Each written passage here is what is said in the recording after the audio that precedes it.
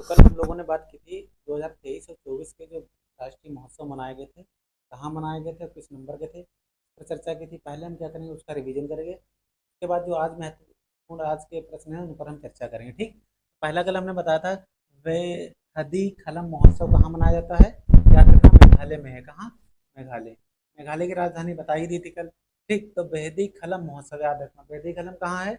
मेघालय में है। खर्ची पूजा बताया था, खर्ची पूजा कहाँ है? त्रिपुरा में। हाँ, त्रिपुरा में। अच्छा, त्रिपुरा से कर्क रेखा गुजरती है। त्रिपुरा से गुजरती है, मिजोरम से नहीं गुजरती, याद रखना जब प्रश्न पूछा जाता है। ठीक। त्रिपुरा से जो कर्क रेखा है 23.5 डिग्री उत्तरी है, दक्षिणी है। उत्तरी अक्षांश है वो कर्क रेखा है, और दक्षिणी क्या होता है? मकर रेखा होता है। और 0 डिग्री है वो विषुवत रेखा होता है। ठीक। अब बात करें हेमिस फेस्टिवल। हेमिस जो है आपका, ये लद्दाख में है। कहाँ? लद्दाख। जम्मू कश्मीर और लद्दाख वाला। ठीक। अम्बुबाची मेला गुवाहाटी असम में लगता है, ये बताया था। वैकासी विशाखम महोत्सव मोस्ट इंपॉर्टेंट है, ये नया मनाया गया, तमिलनाडु में मनाया जाता है। ठीक। कहाँ? वैकासी विशाखम महोत्सव तमिलनाडु में। फिर सागा दावा त्योहार, ये कहाँ है? सिक्किम में। सासे सागा, सासे सिक्किम, याद रखना। सागा दावा त्योहार कहाँ है? सिक्किम में है। फिर चिथिराई महोत्सव। चिथिराई महोत्सव मीनाक्षी मंदिर तमिलनाडु। ठीक। मीनाक्षी मंदिर में मनाया जाता है चिथिराई महोत्सव। ठीक। फिर है खुबानी फूल। खुबानी फूल भी लद्दाख में है। और हेमिस फेस्टिवल भी कहाँ है? लद्दाख में। ठीक। योग महोत्सव पुणे में मनाया गया, आपकी महाराष्ट्र में। ठीक। फिर लोंगटे महोत्सव अरुणाचल प्रदेश में। लोंगटे महोत्सव अरुणाचल प्रदेश में। और त्रिशूरपुरम मोस्ट इंपॉर्टेंट है, ये केरल में मनाया जाता है। ठीक। कहाँ? केरल में। केरल के कल गवर्नर हमने बताया था आरिफ मोहम्मद। ठीक। फिर एक गणगौर उत्सव इंपॉर्टेंट है, राजस्थान में मनाया जाता है गणगौर उत्सव। फूलदेई महोत्सव उत्तराखंड में मनाया जाता है। और उत्तराखंड में कौन सा मनाया जाता है? फूलदेई हो गया। दो बहुत ही महत्वपूर्ण हैं यार, इसमें मात्रा लग जाती है तो वो। ठीक। तो फूलदेई महोत्सव उत्तराखंड में हो गया। ठीक। वैश्विक वैश्विक आध्यात्मिकता महोत्सव हैदराबाद में, मोस्ट इंपॉर्टेंट। ठीक। वैसे वैश्विक आध्यात्मिक महोत्सव कहाँ मनाया गया? हैदराबाद में। फिर अंतर्राष्ट्रीय गीता महोत्सव 2024 का कोलकाता, सॉरी, कोलंबो में मनाया गया। और 23 का कहाँ मनाया गया था? कुरुक्षेत्र। कहाँ पड़ता है? हरियाणा में। ठीक। अब आ जाओ एलोरा और अजंता महोत्सव। एलोरा अजंता गुफाएं कहाँ हैं? महाराष्ट्र में है। और ये किस धर्म से संबंधित है? बौद्ध धर्म से संबंधित है। ठीक। एलोरा जनता गुफाएं। फिर डोल यात्रा पश्चिम बंगाल में। ठीक। पश्चिम बंगाल में कौन सा डोल यात्रा है? और पश्चिम बंगाल में गंगा सागर मेला भी लगता है। ठीक। वहीं पर क्या है? हुगली नदी के तट पर। फिर क्या है? 11वां अंतर्राष्ट्रीय कठपुतली महोत्सव इंपॉर्टेंट है ये। कठपुतली कहाँ है? चंडीगढ़। चंडीगढ़। ठीक। रॉक गार्डन कहाँ है? चंडीगढ़। किसने बनवाया? नेक चंद ने बनवाया, याद रखना। ठीक। ये हो गया। फिर केला महोत्सव इंपॉर्टेंट है, बुरहानपुर मध्य प्रदेश में मनाया गया। कहाँ? बुरहानपुर मध्य प्रदेश में। ठीक। फिर चाप चार कूट महोत्सव मिजोरम में। चाप चार कूट महोत्सव मिजोरम में। सूरज कुंड शिल्प मेला ये 37 क्रम का मनाया गया, 37 नंबर का, फरीदाबाद। कहाँ? फरीदाबाद में। ठीक। पक्के पागा हॉर्नबिल महोत्सव अरुणाचल प्रदेश में। पक्के पागा हॉर्नबिल महोत्सव कहाँ मनाया गया? अरुणाचल प्रदेश में। ठीक। काला घोड़ा कला महोत्सव कहाँ मनाया गया? मुंबई में। ठीक। काला नमक महोत्सव कहाँ मनाया गया? सिद्धार्थनगर उत्तर प्रदेश में। ठीक। काला घोड़ा कला मुंबई। और काला चावल महोत्सव कहाँ मनाया गया? हाँ, सिद्धार्थनगर उत्तर प्रदेश में। ठीक। अंतर्राष्ट्रीय ऊंट महोत्सव बीकानेर में। राष्ट्रीय युवा महोत्सव किस नंबर का मनाया गया इस बार? 27 का मनाया जाता है राष्ट्रीय युवा महोत्सव। 12 12 अगस्त को हाथी हाथी दिवस भी होता है, अंतर्राष्ट्रीय हाथी दिवस। ठीक। तो राष्ट्रीय युवा, ये राष्ट्रीय की बात हो रही तो 12 जनवरी होगा। तो क्या होगा? हाँ, वो अंतर्राष्ट्रीय 12 अगस्त होता है। फिर चंदुबी महोत्सव असम में मनाया गया। ठीक। चंदुबी हो गया असम में। और आपका अम्बुबाची हो गया, दोनों असम में हो गए। ठीक। रूसोमा ऑरेंज महोत्सव नागालैंड में। रूसोमा ऑरेंज महोत्सव कहाँ मनाया गया? नागालैंड में। फिर 12वां दिव्य कला मेला सूरत कहाँ मनाया गया? याद रखना, सूरत में। कहाँ? सूरत में। ठीक। नवा भारतीय अंतर्राष्ट्रीय विज्ञान महोत्सव फरीदाबाद में 90 नंबर का मनाया गया। कितने नंबर का? 90 नंबर का, याद रखना। फिर है आसियान भारत बाजरा महोत्सव कहाँ मनाया गया? जकार्ता। किसकी राजधानी है? इंडोनेशिया की। ठीक। फिर कंबाला, ये भैंसों की दौड़ है, कर्नाटक में मनाई गई। ठीक। बाली यात्रा कटक में है। और एंथुरियम महोत्सव कहाँ मनाया गया? मिजोरम में। फिर नुआखाई कृषि महोत्सव इंपॉर्टेंट है, उड़ीसा में। फिर बंगस वैली महोत्सव कुपवाड़ा, कुपवाड़ा कहाँ पड़ता है? जम्मू कश्मीर, याद रखना। ठीक। फिर 18वीं लोकसभा चुनाव हुई थी, उसकी घोषणा कब हुई? 16 मार्च 2024 को घोषणा हुई। उसी दिन से, जिस दिन घोषणा होती है उसी दिन से आचार संहिता लग जाती है। ठीक। फिर पहला चरण 19 अप्रैल को, अंतिम 1 जून तक। 7 चरणों में हुआ और रिजल्ट आया 4 जून को। कब आया? 4 जून को। तो ये तो कल वाले प्रश्न रिवीजन करा, जो आज के महत्वपूर्ण प्रश्न उन पर हम चर्चा करते हैं। 18वीं लोकसभा की जो भी हाल ही में चुनाव हुआ, उसका परिणाम आया, कितने चरणों में हुआ, आचार संहिता कब लगी थी, पहला परिणाम कब, आपका चरण शुरू हुआ था, अंतिम कब था, इस पर चर्चा करेंगे। और उसके बाद बजट के जो महत्वपूर्ण तथ्य हैं कि कुल बजट कितना है, उस पर चर्चा करें। ठीक। तो 18वीं लोकसभा का परिणाम, कितनी सीटें हैं वर्तमान में? 545 सीटों पर इलेक्शन होता है। राज्यसभा में 245 सीटों पर इलेक्शन होता है।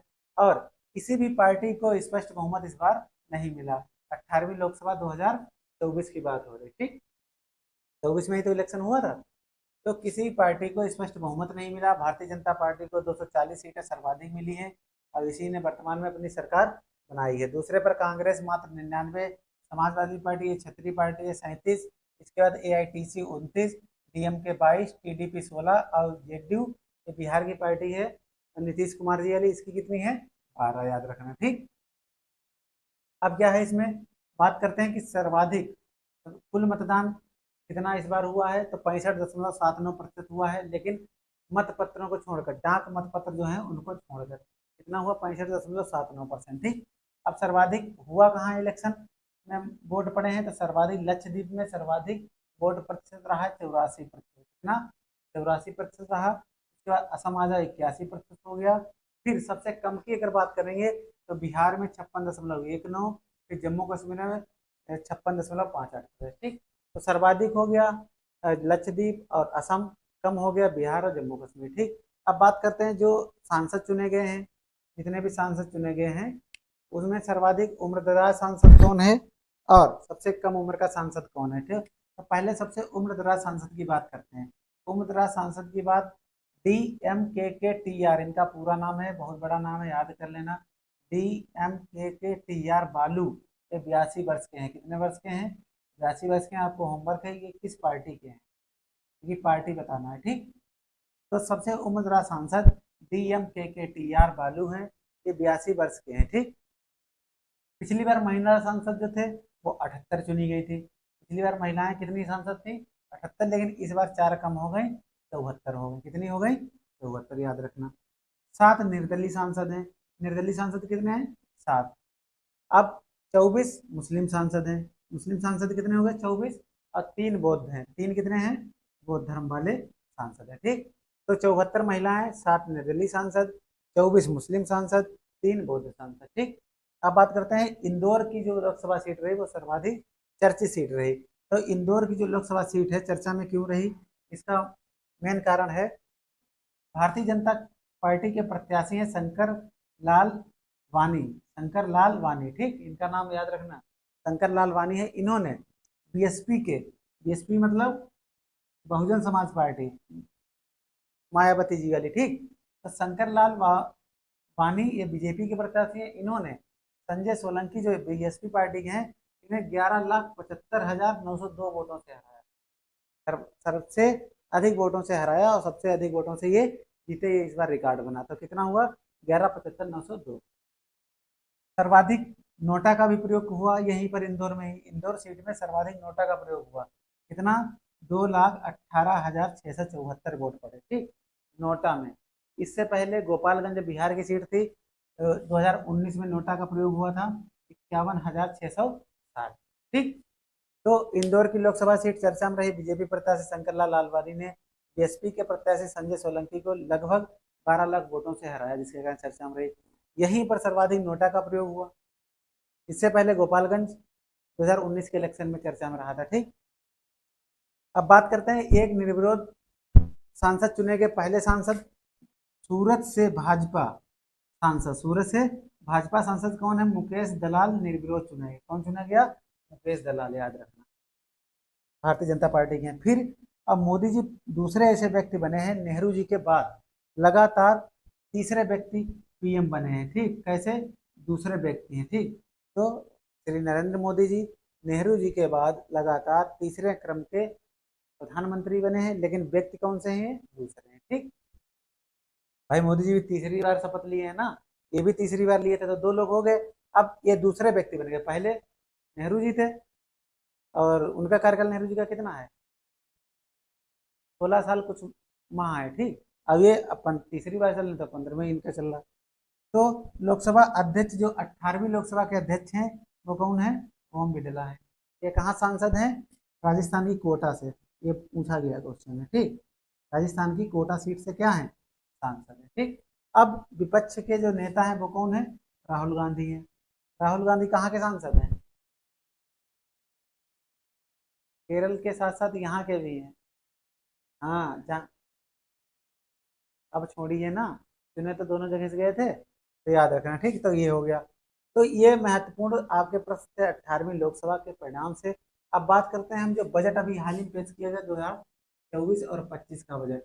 देखिए, पहले प्रश्न यही पूछता है कि इस बार कुल बजट कितना पेश किया गया, तो याद रखना 48.21 लाख करोड़, 48.21 लाख करोड़।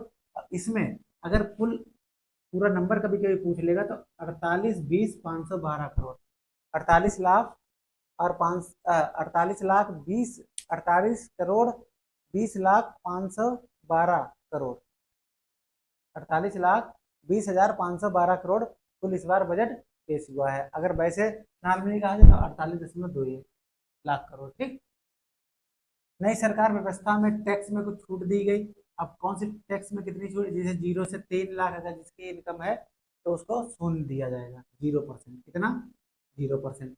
अब 3 से 7 की अगर बात करें तो 5%, 3 से 7 की 5%, और 7 से 10 की 10%। ठीक, 10 से 12 की 15%, और 12 से 15 की 20%, और 15 लाख से अधिक जिसकी इनकम होगी उसको 23% देना पड़ेगा। ठीक, समझ गए? अब बात करते हैं विभिन्न योजनाओं पर खर्च हुआ है उसका दिया गया है। सबसे ज्यादा ये प्रश्न पूछा जाता है कि सबसे ज्यादा किस योजना पर खर्च किया गया, तो नंबर 1 पे आती है प्रधानमंत्री गरीब कल्याण अन्न योजना, जो चलती है इसमें राशन पानी सब दिया जाता है। ठीक, इसमें इसका ये डाटा याद रखना, 2,05,250 करोड़, 2,05,250 करोड़, ये गरीब कल्याण अन्न योजना के तहत सर्वाधिक खर्च करने वाली योजना है सरकार की। ठीक, दूसरे नंबर पर मनरेगा आता है। मनरेगा की शुरुआत कब हुई थी? 2009 से, और इससे पहले ये क्या था? नरेगा। 2006 से नरेगा की शुरुआत हुई थी महात्मा गांधी नाम से। इस पर खर्च हुआ है 86,000 करोड़। तो मनरेगा पर 86,000 करोड़, और प्रधानमंत्री गरीब कल्याण अन्न योजना पर 2,05,250 करोड़। फिर जल जीवन मिशन मोस्ट इंपॉर्टेंट है योजना। जल जीवन मिशन पर 70,163 70,163 किस पे? जल जीवन मिशन पर। फिर फोर्थ आती है पीएम किसान सम्मान निधि, जिसमें किसानों को 6,000 रुपये वार्षिक या छमाही दिए जाते हैं, वार्षिक दिए जाते हैं। एक साल में 6,000 रुपये उनको दिया जाता है पीएम किसान, प्रधानमंत्री किसान सम्मान निधि योजना के तहत। तो इस योजना पर सरकार ने 60,000 करोड़ रुपए खर्च किए। कितने? 60,000 करोड़। ठीक, अब बात करते हैं प्रमुख मदों पर। प्रमुख मदें कौन कौन सी हैं जिसपे सरकार ने खर्च किया है? रक्षा की अगर बात करेंगे तो रक्षा पर 4,54,773 करोड़, 4,54,773 करोड़। ठीक, तो सर्वाधिक यहाँ रक्षा की बात करेंगे, और योजना में बात करेंगे तो पीएम गरीब कल्याण अन्न योजना। ठीक, तो रक्षा पर 4,54,773 करोड़। रक्षा मंत्री कौन है? राजनाथ सिंह है। कौन है? राजनाथ सिंह। ये कहाँ सांसद है? ये भी पूछा गया था एक बार, लखनऊ सांसद है। अब इसके बाद दूसरे नंबर ग्रामीण विकास मद है। इस पर 2,65,808 करोड़, 2,65,808 करोड़ खर्च किए गए। फिर तीसरा आ जाओ, कृषि एवं संबंध कार्यकलाप। अच्छा, ग्रामीण विकास मंत्री कौन है? गिरिराज सिंह। कौन है? गिरिराज सिंह, याद रखना। फिर कृषि एवं संबंध कार्यकलाप, इस पे खर्च किए गए हैं 1,51,000 851 करोड़ रुपया। इस पर कृषि एवं संबंध कार्यकलाप, ठीक, कृषि से संबंधित जितने भी काम हैं। अब स्वास्थ्य की बात है, स्वास्थ्य मंत्री कौन है? कृषि मंत्री बता दिया आपको, कौन? मध्य प्रदेश के पूर्व सीएम शिवराज सिंह चौहान, ठीक। अब स्वास्थ्य मंत्री कौन है? जेपी नड्डा है। इन्होंने स्वास्थ्य मंत्री, स्वास्थ्य पर 89,287 रुपया खर्च किया। ये मिलाने के लिए आता है स्वास्थ्य पर कितना, शिक्षा पर कितना, ये याद रखना। फिर आता है शिक्षा, मोस्ट इंपॉर्टेंट है, इस पे सबसे कम खर्च किया गया 1,25,638 करोड़ रुपया, 1,25,638 रुपया। शिक्षा मंत्री कौन है? धर्मेंद्र प्रधान, ठीक। तो फिर से एक बार देखिए 18वीं लोकसभा के परिणाम, किसी पार्टी को स्पष्ट बहुमत नहीं मिला, सर्वाधिक सीटें बीजेपी को मिली हैं, कुल मतदान 65.79% हुआ है, सर्वाधिक लक्षद्वीप में हुआ, केंद्र शासित प्रदेश, लेकिन राज्य की बात करें तो असम में होगा, ठीक। अब सबसे कम बिहार में और केंद्र शासित में जम्मू कश्मीर की बात, ठीक।